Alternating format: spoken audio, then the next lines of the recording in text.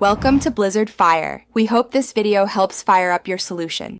In this video, I will explain how to get Scorpionik 2. This comprehensive guide will help you navigate each step, ensuring a smooth acquisition and setup. We will cover everything from understanding its core purpose to getting it up and running on your system. By the end, you will be ready to harness its powerful features for your data analysis needs, enhancing your productivity and insights. Before you begin, it is crucial to prepare your system.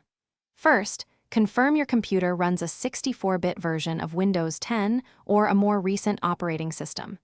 Next, ensure you have at least 8 GB of RAM available. This is vital for smooth operation.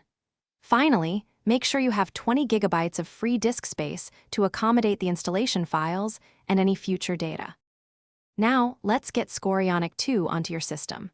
Begin by visiting the official Scorpionik website to download the most current installation package. Once downloaded, locate the file and run it as an administrator. Carefully follow the clear, step-by-step instructions provided on your screen. We recommend accepting the default installation directory for simplicity, but you can choose another if preferred. With installation complete, it is time for your first launch. Open Scorpionik 2 and follow the initial configuration wizard to tailor settings to your preferences.